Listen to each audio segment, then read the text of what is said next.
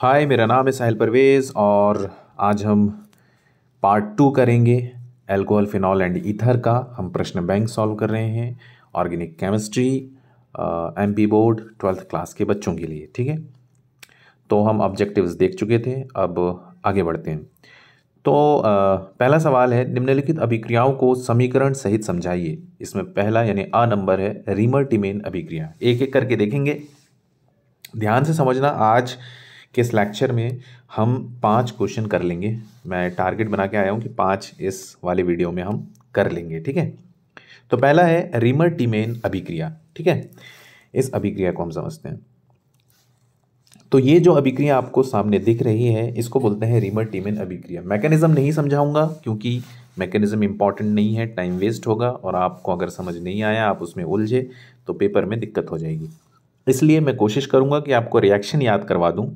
ठीक है, और रिएक्शन याद करवाने के जितने तरीके मुझे आते हैं मैं उतने सारे प्रयोग में ले आऊँगा। ठीक है, तो सबसे पहले आपको पता होना चाहिए कि ये जो है ये फिनॉल है। ठीक है, क्या है? फिनॉल। आपको पता ही होगा, नहीं पता है तो अब पता चल गया। ठीक है, तो ये फिनॉल है, ये है क्लोरोफॉर्म, ये क्लोरोफॉर्म है। और ये जो दिख रहा है ये एक प्रकार का क्षार होता है। क्षार या आप कह सकते हैं बेस, अंग्रेजी में बेस कहते हैं, पोटेशियम हाइड्रोक्साइड। ठीक है, पोटेशियम हाइड्रोक्साइड है। 70 डिग्री सेल्सियस पे अभिक्रिया हो रही है और जब अभिक्रिया होती है तो बनता है सैलिसिल एल्डिहाइड। ठीक है, जो आपको दिख रहा है सामने, और साथ में बनता है पोटेशियम क्लोराइड और वाटर यानी पानी। ठीक है, तो इस अभिक्रिया को याद करने के लिए ध्यान से देखना है ना, जैसे मैं बताऊंगा वैसे वैसे आपको इसको याद करना है। ठीक है, तो सबसे पहले ये देखो, सबसे इंपॉर्टेंट बात तो ये होती है कि आपको ये पता हो कि फिनॉल क्या होता है, क्लोरोफॉर्म क्या होता है और पोटेशियम हाइड्रोक्साइड यानी कोई भी क्षार क्या होता है। ठीक है, इतना तो आपको पता ही होना चाहिए। उसके बाद हम प्रोडक्ट्स कैसे बनाएंगे वो तो बात की बात है। ठीक है, तो सबसे पहले हमने क्या करना है, हमने ये देखना है। मैं जब भी पढ़ाता हूँ अपने बच्चों को तो मैं कहता हूँ देखो, पॉसिबल प्रोडक्ट देखा करो, संभावित उत्पाद क्या बन सकता है ये देखकर समझना बड़ा ज़रूरी है। अगर आपको ये आता है ना तो आप बड़ी आसानी से कोई भी रिएक्शन बहुत आसानी से आप याद रख सकते हो। तो यहाँ पर देखो, तो इसमें हमने क्या करना है, सबसे पहले हमें ये देखना है कि हमारे पास क्या पॉसिबल प्रोडक्ट बन सकता है। तो हमारे पास यहाँ पर क्लोरीन दिख रहा है और यहाँ पर हमें क्या दिख रहा है, पोटेशियम। पॉसिबल प्रोडक्ट के रूल के हिसाब से KCl बनना चाहिए। ठीक है, KCl बन सकता है। ठीक है, तो हमारी हमारा गैस ये कहता है कि KCl बनना चाहिए। ठीक है, पॉसिबल प्रोडक्ट के रूल से, तो हमने KCl लिख लिया। ठीक है, उसके बाद एक बात याद रखो, पोटेशियम हाइड्रोक्साइड या कोई भी क्षार जब होता है, ठीक है, कोई भी क्षार जब होता है, एल्कोहली है, पोटेशियम हाइड्रोक्साइड या कोई भी क्षार जब होता है तो वो पानी निकालता है। क्या करता है? पानी बाहर निकालता है। ठीक है, तो जब पानी बाहर निकालता है तो एक पता हमें चल गया कि एक और प्रोडक्ट जो बना हुआ है वो क्या है, वो है वाटर। ठीक है, H2O। तो हमारे पास क्या था, हमारे पास फिनॉल था और साथ में क्या था, हमारे पास क्लोरोफॉर्म था और साथ में हमारे पास एक क्षार था पोटेशियम हाइड्रोक्साइड। 70 डिग्री सेल्सियस पर अभिक्रिया हो रही थी। जब अभिक्रिया हुई तो पॉसिबल प्रोडक्ट क्या बनेगा, उसमें हमने जो पहले मेन प्रोडक्ट के अलावा जो जो बनने वाले हैं वो देख रहे हैं। तो हमने कहा कि यार क्लोरीन है, इधर पोटेशियम है, तो पोटेशियम हाइड्रोक्साइड बन रहा होगा। और सीधी सी बात है, 3 क्लोरीन दिख रहे हैं आपको यहाँ पे, 3। तो हमें पोटेशियम हाइड्रोक्साइड कितना लेना पड़ेगा, 3, क्योंकि 3 पोटेशियम होंगे तभी तो 3 क्लोरीन के साथ अभिक्रिया करेंगे। तो ये 3 KCl हो गया। ठीक है, उसके बाद मैंने कहा कि पानी बनना है। अगर पानी बनना है, अच्छा, अब यहाँ पर रूल नंबर 1 इस रिएक्शन को याद रखने का कि क्लोरीन और पोटेशियम दिख रहा है तो KCl बनेगा। ठीक है, रूल नंबर दो ये है कि हमें ये देखना है, देखो अब पोटेशियम क्लोराइड हमने बना दिया और रूल नंबर 2 ये था कि हमारे पास अगर एल्कोहली है, पोटेशियम हाइड्रोक्साइड है ना, कोई क्षार है तो वो पानी निकालता है। ये रूल नंबर 2 था। अब रूल नंबर 3 क्या कहता है वो देखते हैं। ठीक है, अब रूल नंबर 3 ये कहता है कि जो मेन प्रोडक्ट बनने वाला है, एक्चुअली में इस रिएक्शन को हम कहते हैं कि फॉर्मेलीकरण की अभिक्रिया है। फॉर्मेलीकरण क्या होता है ना, फॉर्माइलेशन, इंग्लिश में बोलते हैं फॉर्माइलेशन। फॉर्माइलेशन का मतलब है कि इसमें क्या हो रहा है, इसमें फिनॉल का फॉर्माइलेशन हो रहा है। ठीक है। तो यानी कि फिनॉल में कोई एक कार्बोनिल ग्रुप या एल्डिहाइडिक, यहाँ पे एल्डिहाइड जुड़ रहा है तो एल्डिहाइडिक ग्रुप जुड़ रहा है, तो इसका मतलब फॉर्माइलेशन हो रहा है, ठीक है। तो आपको ये तो याद रखना है, ठीक है, क्योंकि इसके मैकेनिज्म पे अब हम नहीं जा रहे। तो ऑर्थो पोजीशन पे यहाँ पर CHO आया, ठीक है। तो हमें ये याद रखना है कि एक ऑक्सीजन अब हमने इसको दे दिया, ठीक है, CHO बनाने में। जब एक ऑक्सीजन हमने CHO बनाने में दे दिया तो बचे कितने ऑक्सीजन? 2।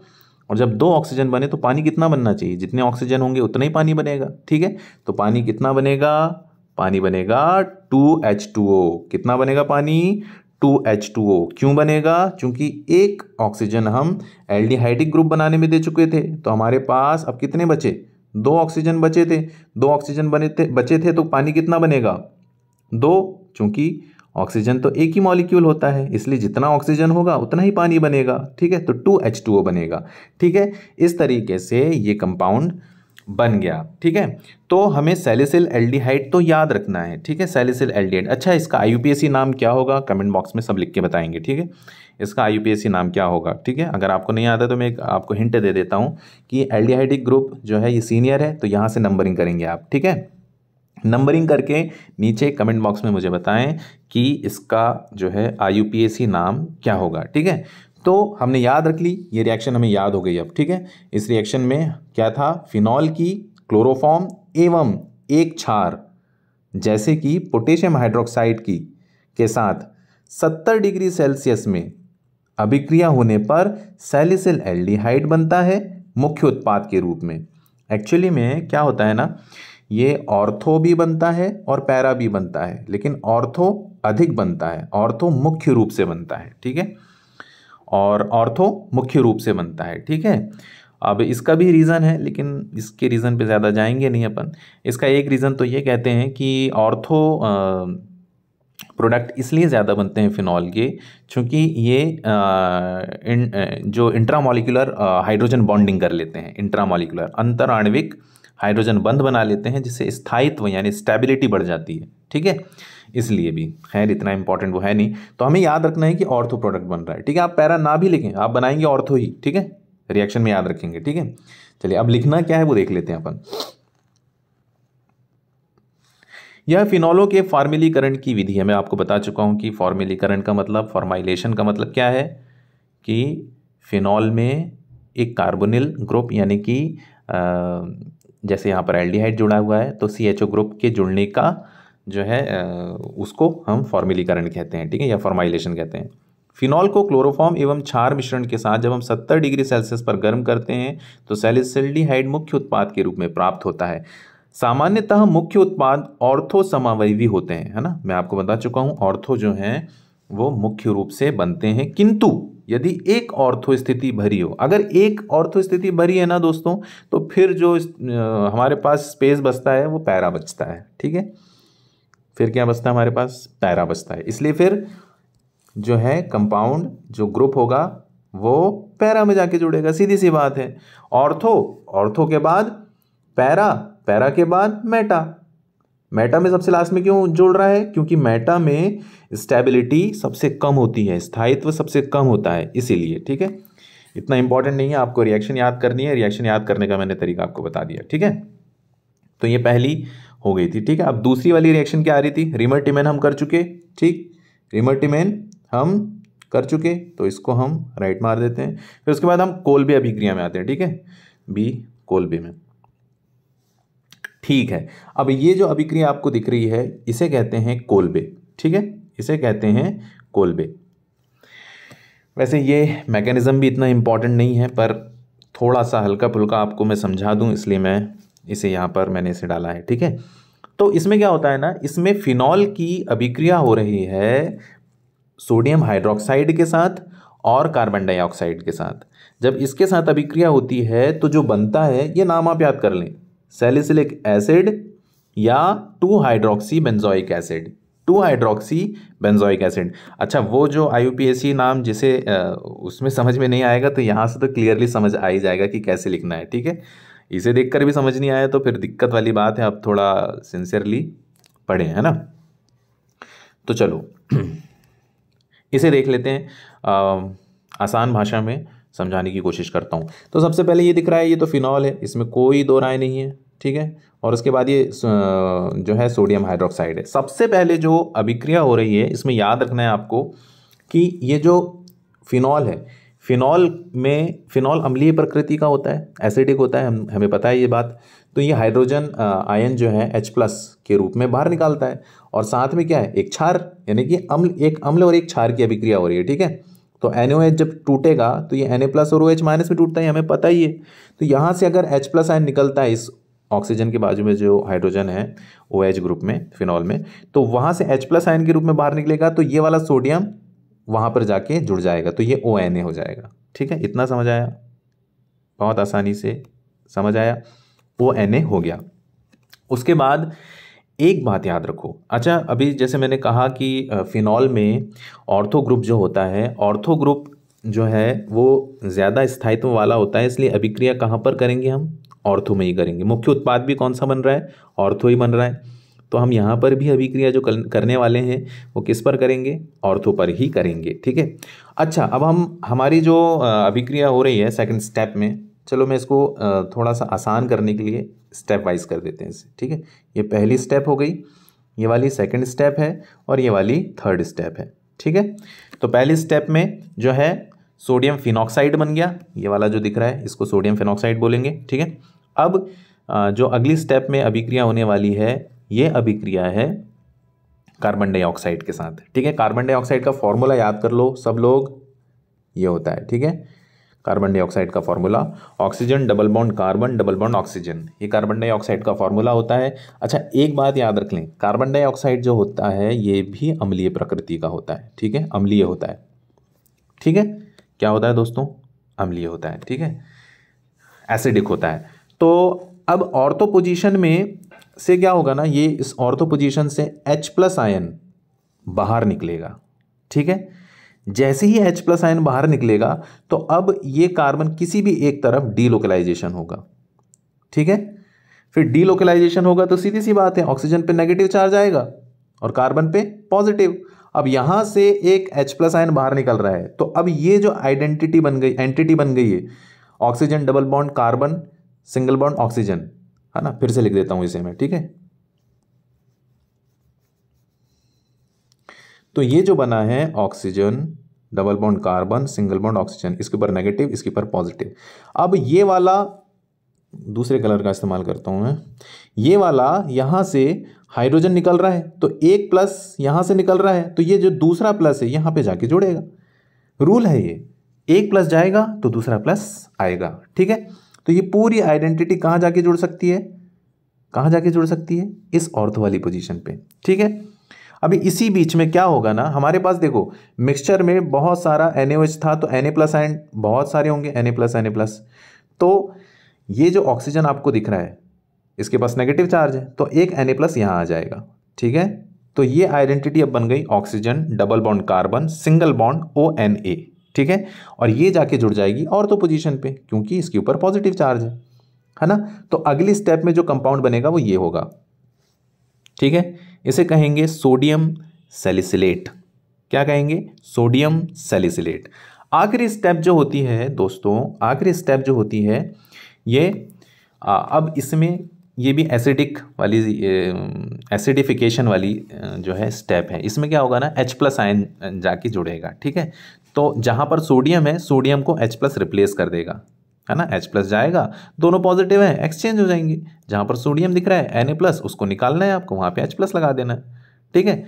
अब यहाँ पे इसे मिटा देते हैं, ठीक है। तो जहां पर आपको लास्ट वाली स्टेप में, थर्ड स्टेप में, जहां पर आपको सोडियम दिख रहा है तो उसे क्या करना है, सोडियम दिख रहा है आपको तो सोडियम के स्थान पे आपको H+ लगा देना है ना। एसिडिफिकेशन की स्टेप है ये, H+ या H2O ऐसा भी लिख देते हैं इस स्टेप को, ठीक है।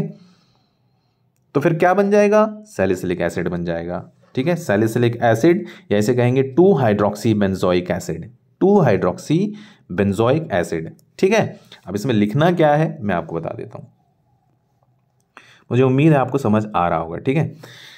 413 केल्विन और 6 से 7 atm दबाव पर कार्बन डाइऑक्साइड गैस के साथ गर्म करने पर सोडियम फेनेट सोडियम सैलिसिलेट देता है, जो अम्लीकरण पर सैलिसिलिक एसिड यानी कि 2 हाइड्रोक्सी बेंजोइक एसिड देता है। इस अभिक्रिया को कोल्बे की अभिक्रिया कहा जाता है। ठीक है, बहुत सिंपल है, जो किया है वही लिखा है। ठीक है, बस इतना याद रख लें कि जो टेम्परेचर है वो कितना है और प्रेशर कितना है ना, ताप और दाब कितना है, ये याद रख लें। बाकी आपको इस तरीके से लिखनी है अभिक्रिया। ओके, अब ये अभिक्रिया भी हो गई। अब स नंबर की अभिक्रिया है विलियमसन संश्लेषण। ठीक है, विलियमसन संश्लेषण करेंगे भैया अब। ठीक है, स, ठीक है, आते हैं विलियमसन में अपन। अच्छा, ये अगला क्वेश्चन है, ये है। तो विलियमसन बड़ी सिंपल सी अभिक्रिया है। जब सोडियम एथॉक्साइड की अभिक्रिया को एथिल आयोडाइड से हम करते हैं तो डाई एथिल ईथर प्राप्त होता है ना। जैसा लिखा हुआ है वैसे ही लिख देंगे तो अभिक्रिया हो जाएगी, इसमें कुछ भी नहीं है। ठीक है, sodium ethoxide, sodium ethoxide, ethoxide है मतलब C2H5ONa, सोडियम इथॉक्साइड हो गया। ठीक है, इसकी अभिक्रिया किसके साथ हो रही है, एथिल आयोडाइड। एथिल मतलब C2H5, आयोडाइड मतलब I। ठीक है भाई, अब क्या करना है, प्लस माइनस तोड़ दो, बहुत सिंपल सा फॉर्मूला है। ठीक है, यहां से टूटेगा, यहां से टूटेगा। ठीक है, आयोडीन जो है वो ज़्यादा इलेक्ट्रोनेगेटिव है, विद्युत ऋणात्मक है, तो I नेगेटिव में टूट जाएगा। बाकी की जो एंटिटी है यानी C2H5 है वो प्लस में टूट जाएगा। यहाँ पर जो है ऑक्सीजन और सोडियम के बीच में विद्युत ऋणात्मकता का अंतर यानी इलेक्ट्रोनेगेटिविटी का डिफरेंस है, तो ऑक्सीजन नेगेटिव और सोडियम पॉजिटिव में आ जाएगा। ठीक है, बाकी जो आपस में जोड़ दो, क्या हो जाएगा, C2H5O। अब ये वाला पॉजिटिव Na+ वो इसके साथ I- के साथ जुड़ जाएगा और ये पॉजिटिव इस नेगेटिव के पास चला जाएगा, तो C2H5O C2H5 प्लस NaI। ठीक है, तो ये जो बना वो क्या है, डाई एथिल ईथर है ना। इधर भी ईथर उधर भी ईथर, तो कितने हो गए, 2 ईथर। ठीक है, तो 2 ईथर हो गए तो डाई एथिल बोलेंगे। ठीक है, डाई एथिल ईथर, ये अभिक्रिया कहलाती है विलियमसन सिंथेसिस। ठीक है, विलियमसन सिंथेसिस अभिक्रिया से हम ईथर का निर्माण करते हैं। ठीक है, बहुत सिंपल सी अभिक्रिया थी, कर लिया हमने। ठीक है, अब अगले क्वेश्चन पे आते हैं हम। समझाइए कि प्रोपेनॉल का क्वथनांक हाइड्रोकार्बन ब्यूटेन से अधिक क्यों होता है। ठीक है, देखो बहुत सिंपल सी बात है, हमने कल भी ऑब्जेक्टिव सॉल्व करते टाइम इसको समझा था कि प्रोपेनॉल है। प्रोपेनॉल यानी कि OH ग्रुप जुड़ा हुआ है, यानी कि एल्कोहलिक ग्रुप। तो एल्कोहल्स क्या करते हैं आपस में, हाइड्रोजन बॉन्डिंग करते हैं। ठीक है, तो मैंने आपको कहा था कि क्वथनांक जो है उसका अधिक हो जाता है जो हाइड्रोजन बॉन्डिंग कर लेता है। हाइड्रोकार्बन करता है क्या हाइड्रोजन बॉन्डिंग, नहीं करता। हाइड्रोकार्बन जब हाइड्रोजन बॉन्डिंग ही नहीं करता तो उसका क्वथनांक क्या होगा, कम होगा। प्रोपेनॉल चूंकि हाइड्रोजन बॉन्डिंग करता है इसीलिए उसका क्वथनांक ज्यादा होगा। ठीक है, तो ये मैंने यहां पर लिखा हुआ है, आप एक बार अपन पढ़ लेते हैं। ठीक है, समझाया गया है कि प्रोपेनॉल का क्वथनांक हाइड्रोकार्बन ब्यूटेन से अधिक क्यों होता है ना, कि प्रोपेनॉल का क्वथनांक हाइड्रोकार्बन ब्यूटेन से अधिक इसलिए होता है क्योंकि प्रोपेनॉल में OH समूह उपस्थित रहता है, जिसके कारण प्रोपेनॉल अंतर आणविक हाइड्रोजन बंध है, ये है ना, गलत टाइप हो गया है, हाइड्रोजन बंधन का गठन कर सकता है। लेकिन हाइड्रोकार्बन ब्यूटेन में कोई हाइड्रोजन बंध गठन नहीं होता और अंतराण्विक हाइड्रोजन बंधन के टूटने के लिए अधिक ऊर्जा की आवश्यकता होती है, इसलिए प्रोपेनॉल का क्वथनांक हाइड्रोजन ब्यूटेन से अधिक होता है। ठीक है, तो वहाँ पर ये हाइड्रोकार्बन मतलब हाइड्रोजन बंध जो है ये, अच्छा आपको कुछ भी नहीं आता है ना, जहाँ पर क्वथनांक की बात हुई कि यार इसका कम क्यों है इसका ज़्यादा क्यों है, अगर कुछ नहीं आता है आपको तो आप हाइड्रोजन बंध लिख के आ सकते हैं। ठीक है, आप वहाँ पर लिख देना हाइड्रोजन बंध। और मैं आपको कल मतलब इसके पहले वाली वीडियो में बता ही चुका हूँ कि NOF ये 3 एलिमेंट जहाँ पर दिख जाते हैं है ना, तो वो प्रोबेबली हाइड्रोजन बॉन्डिंग कर लेते हैं। ठीक है, तो अगर हाइड्रोजन बॉन्डिंग, अब अगर आपको ये 3 एलिमेंट से हाइड्रोजन बॉन्डिंग होते दिख रही है तो बस क्वथनांक बढ़ने का रीज़न आपको पता चल गया है कि नहीं। और क्वथनांक क्यों बढ़ जाता है? क्योंकि एक एक्स्ट्रा बॉन्ड आ गया, पहली बात तो हाइड्रोजन बंध, और दूसरी बात हाइड्रोजन बंध जो है वो बहुत स्ट्रांग होता है, इसको तोड़ने में और अधिक ऊष्मा लगेगी और अधिक ऊर्जा लगेगी, तो क्वथनांक बढ़ जाएगा ना, बढ़ जाएगा ना क्वथनांक। तो ये रीज़न होता है, ठीक है।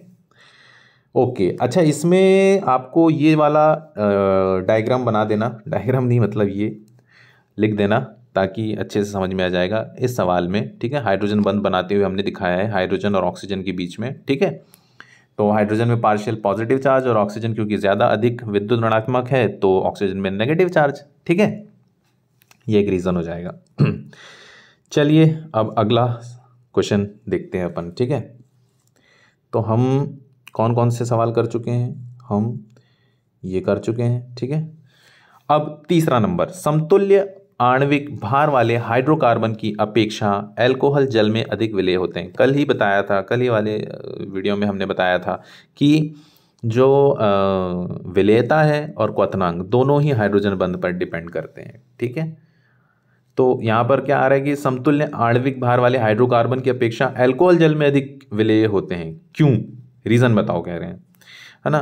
तो पहली बात तो ये है कि जो अल्कोहल होते हैं, अल्कोहल में ध्रुवीयता आ जाती है, ठीक है, पोलैरिटी आ जाती है, अंग्रेजी में बोलते हैं पोलैरिटी आ जाती है, प्लस माइनस का चार्ज आ जाता है, अधिक आता है, और हाइड्रोकार्बन्स में उसकी अपेक्षा कम आता है, ठीक है।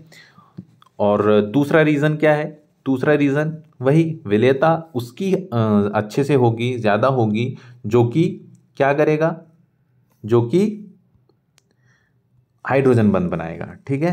ये हाइड्रोजन बंध का रीज़न बहुत ही स्ट्रांग है, आप इस हाइड्रोजन बंध के रीज़न को अच्छे से समझ लें, ये बड़ा काम आने वाला है आपको, ठीक है। कुछ नहीं आ रहा है तब भी आप लिख सकते हो यार हाइड्रोजन बंध हो रहा है, मतलब बन रहा है, ठीक है।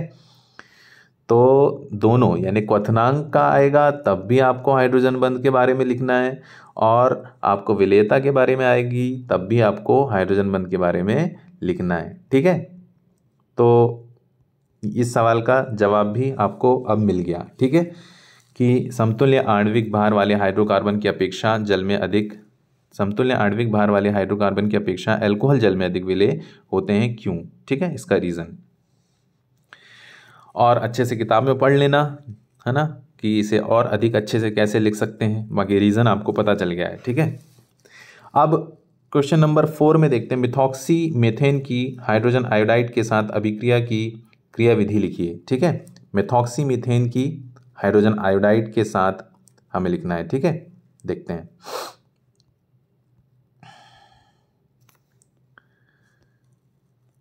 तो ये क्रिया विधि आपको दिख रही है, हालांकि ये जो मैंने थोड़ा सा कॉम्प्लिकेट है बट मैं इसे सिंपल कर दूंगा अभी, ठीक है। तो मिथॉक्सी मीथेन क्या होगा यार, सीधी सी बात है कि CH3OCH3 मिथॉक्सी, अच्छा मिथॉक्सी बोला ना तो OCH3, इसका मतलब वो OCH3, और मिथॉक्सी मीथेन बोल दिया मतलब इसके पहले भी CH3 है ना, तो CH3OCH3, इसकी रिएक्शन किसके साथ हो रही है, हाइड्रोजन आयोडाइड के साथ हो रही है, ठीक है। तो अब कैसे होगी रिएक्शन देखो, ठीक है। देखो अगर मैं बहुत सिंपली आपको बताना चाहता तो मैं क्या करता, मैं आपको डायरेक्ट जो है प्लस माइनस तोड़ के बता देता, बट एक्चुअली में जो हो रही है हम वो देख रहे हैं अभी, ठीक है। तो देखते हैं, तो ऑक्सीजन के पास होते हैं लोन पेयर्स, ठीक है। तो लोन पेयर्स ये दे सकता है, अच्छा हमारे पास जो रिएक्शन हो रही है वो हाइड्रोजन आयोडाइड के साथ हो रही है, ठीक है। ये टूटता है I नेगेटिव H पॉजिटिव में। अब ये जो H पॉजिटिव है ना, ये ढूंढता है कि कोई इसको इलेक्ट्रॉन दे दे, तो जो मिथॉक्सी मीथेन है इसमें जो ऑक्सीजन है उसके पास लोन पेयर्स है, तो ये कहता है यार चलो मेरे पास लोन पेयर है, ये गरीब है, इसको दे देते हैं। तो ये अपने जो है लोन पेयर्स किसको देगा, हाइड्रोजन को देगा, तो हाइड्रोजन को देगा तो हाइड्रोजन यहाँ आके जुड़ जाएगा, ठीक है। और ऑक्सीजन के ऊपर क्या आ जाएगा, पॉजिटिव चार्ज आ जाएगा एज यूजुअल, ठीक है। और I नेगेटिव अभी बाहर फिर रहा है, ठीक है। तो अब इसके पास, ऑक्सीजन के पास क्या आ गया है, एक लोन पेयर देने की वजह से पॉजिटिव चार्ज आ गया है, ठीक है। ऑक्सीजन के पास क्या आ गया है, पॉजिटिव चार्ज आ गया, दिख रहा है आपको ये, ठीक है। ऑक्सीजन के पास क्या आ गया है, पॉजिटिव चार्ज आ गया है, और ये नेगेटिव अभी घूम रहा है, तो अब नेगेटिव जो है वो पॉजिटिव की तरफ जाएगा ना, है ना। तो अब ये I नेगेटिव जो है ये इस ग्रुप की तरफ जो है जाता है ना, ये न्यूक्लियोफिलिक सब्स्टिट्यूशन टाइप की रिएक्शन है, ठीक है, नाभिक स्नेही टाइप की, ठीक है। तो ये जो नाभिक स्नेही आपको दिख रहा है, ठीक है, न्यूक्लियोफाइल I नेगेटिव, ये जाएगा, ठीक है। तो जाएगा तो ये क्या करेगा, ये कोशिश करेगा कि रिएक्शन कर ले। तो अब जब ये I नेगेटिव आगे बढ़ता है रिएक्शन करने के लिए, ठीक है, तो अब इस ऑक्सीजन के पास पॉजिटिव चार्ज है, उसके साथ हाइड्रोजन जुड़ा हुआ है, ठीक है। तो ये मीथेन इसके प्रभाव में आ जाएगा और यहाँ से बॉन्ड तोड़ देगा, ठीक है। तो फिर ये प्लस में टूटेगा CH3 प्लस, तो ये CH3I बना लेगा, ठीक है। और बाकी जो बचा है वो क्या बना लेगा, CH3OH। तो हमारे पास क्या क्या बन गया, एक मेथनॉल बन गया और एक आयोडोमेथेन बन गया, ठीक है। दो चीज़ बन गई, समझ आई, बहुत सिंपली समझ आई, आ गई होगी, ठीक है। तो हमारे पास क्या क्या चीज़ बन गई, एक आयोडोमेथेन बन गया और दूसरा मेथनॉल बन गया। अब हमारे पास अगर मेथनॉल ज़्यादा क्वांटिटी में है तो क्या होगा, ठीक है, हमारे पास अगर मेथनॉल ज़्यादा क्वांटिटी में है तो HI जो है उसके साथ फिर से रिएक्शन करेगा, फिर ये टूटेगा I नेगेटिव H पॉजिटिव में, फिर इसके पास लोन पेयर्स हैं, ये लोन पेयर्स किसको देगा, H प्लस को देगा, सीधी सी बात है। H प्लस जो है जाएगा और इस ऑक्सीजन के पास जाके जुड़ जाएगा और I नेगेटिव फिर रिलीज हो जाएगा, है ना। फिर अगली वाली स्टेप में क्या होगा, I नेगेटिव जो है ये फिर अप्रोच करेगा आगे, फिर क्या होगा, फिर ये यहाँ से बॉन्ड टूटेगा, CH3I बन जाएगा और H2O बाहर निकल जाएगा, जो इस तरफ दिख रहा है, ठीक है। अच्छा, इस तरीके से नहीं समझना है ना, तो सीधे समझ लो, जैसे ऐसे कन्फ्यूजन हो रहा है तो बस वो सीधे देखो, है ना, इधर मत देखो, मैं जो लिख रहा हूँ वो देखो, CH3OH है प्लस HI है, ठीक है। तो रिएक्शन हो रही है, यहाँ से तोड़ो, यहाँ से तोड़ो, ये पानी बना दो और ये CH3I बना दो, तो CH3I प्लस H2O, ठीक है, इस तरीके से कर लो। तो ये अपन ने कर लिया, ठीक है। अब अगला क्वेश्चन देखते हैं अपन, ठीक। अपन कितने क्वेश्चन कर चुके हैं, हम ये भी देख लिए थे, मेथॉक्सीमेथेन वाला देख लिए। अब हम देखते हैं 5वें नंबर का सवाल, क्या होता है जब एथेनॉल को 453 केल्विन पर सांद्र सल्फ्यूरिक अम्ल के साथ गर्म किया जाता है, अभिक्रिया की क्रियाविधि समझाइए, है ना। तो कैसे कैसे हो रहा है वो समझाना अपन को, ठीक है, क्रियाविधि मैकेनिज्म समझाने को बोल रहा है इसमें भी, ठीक है। बहुत सिंपल है एक्चुअली में। इसमें क्या होता है ना, सल्फ्यूरिक अम्ल जो है, सल्फ्यूरिक अम्ल जो है वो निर्जलीकरण का काम करता है, ठीक है। क्या काम करता है, निर्जलीकरण का काम करता है। यहाँ पर सल्फ्यूरिक अम्ल क्या करेगा, पानी निकालने का काम करेगा। तो हमारे पास एथेनॉल है, ठीक है, हमारे पास क्या है दोस्तों, एथेनॉल है। तो एथेनॉल क्या करेगा, मतलब सल्फ्यूरिक अम्ल क्या करेगा, पानी निकालेगा। 453 केल्विन पर हम गर्म कर रहे हैं, सांद्र सल्फ्यूरिक अम्ल के साथ अभिक्रिया हो रही है, सांद्र सल्फ्यूरिक अम्ल। अच्छा, एक बात और याद रख लो, है ना, मैं यही बता देता हूं आपको कि जब भी सांद्र या कॉन्सेंट्रेटेड, अंग्रेजी में बोलते हैं कॉन्सेंट्रेटेड, ठीक है, कॉन्सेंट्रेटेड H2SO4 होता है, ठीक है, तो ये अक्सर पानी ही निकालता है, ठीक है। पानी निकालने, कहीं आगे भी अगर आपको आता है तो कॉन्सेंट्रेटेड H2SO4 देखा तो पानी निकालने वाली रिएक्शन करेगा, ठीक है। ये आपको समझना है बहुत अच्छे से, क्या करेगा, पानी निकालेगा, ठीक है। अभी आगे अपन देखेंगे, बट ये चीज़ आपने यही याद कर ली, ठीक है। चलो अब आगे चल के देखते हैं अपन।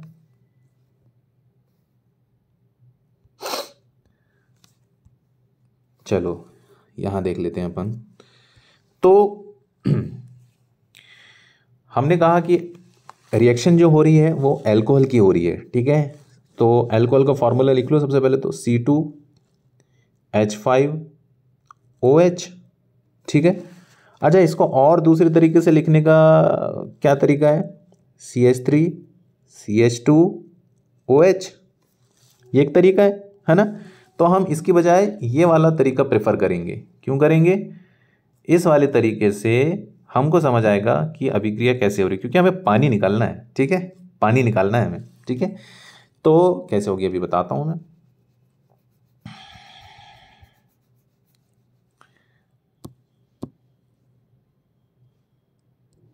ठीक, तो CH3 है ना, अब इस CH3 CH2OH, तो अब इस OH को मैं क्या करूंगा पता है, इस OH को मैं लिखूंगा यहां पर OH, और इस हाइड्रोजन इसे CH3 जो लिखा हुआ है इसको मैं लिखूंगा इस तरीके से,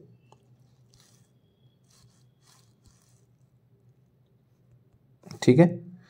और H2SO4 की उपस्थिति में अभिक्रिया हो रही है और निर्जलीकरण हो रहा है, तो मैं डेल्टा का साइन बनाऊंगा, इसका मतलब पानी निकल रहा है यहां से। अच्छा एक काम करते हैं, दूसरे कलर में बनाते हैं, ठीक है। तो यहां से ये पानी निकलेगा, ठीक है, H2O बाहर निकलेगा। H2O जब बाहर निकल जाएगा तो इसकी भी एक वैलेंसी खाली हुई, इसकी भी एक वैलेंसी खाली हुई, तो दोनों अपनी वैलेंसी कंप्लीट करने के लिए आपस में बॉन्ड बना लेंगे। तो जब बॉन्ड बना लेंगे तो क्या हो जाएगा, CH2 double bond CH2 plus H2O, ठीक है। ये अभिक्रिया हो गई, ठीक है। तो आपको लिखना है क्रियाविधि कि जब एथेनॉल के साथ कॉन्सेंट्रेटेड यानी सांद्र H2SO4 की अभिक्रिया होती है तो एथेनॉल में से एक OH मॉलिक्यूल और एक हाइड्रोजन मॉलिक्यूल बाहर निकलता है। चूंकि जो सांद्र H2SO4 होता है, कॉन्सेंट्रेटेड H2SO4 होता है, वो निर्जलीकरण का काम करता है। H2O के बाहर निकलने पर दोनों कार्बन की एक एक संयोजकता खाली हो जाती है। इसे पूर्ण करने के लिए वो एक बंध का आपस में निर्माण कर लेते हैं, जिससे एक एल्कीन यानी एक एथीन का निर्माण होता है और साथ में पानी यानी कि जल का एक अणु बाहर निकल जाता है, ठीक है। तो ये अभिक्रिया है। आपको याद रखना है कि जब जो है आपके पास एथेनॉल होगा और कॉन्सेंट्रेटेड H2SO4 होगा तो क्या होगा, एथीन बनेगा और पानी का एक मॉलिक्यूल बाहर निकलेगा, ठीक है। तो आज हमने 5 अभिक्रियाएं कंप्लीट कर ली, ठीक है।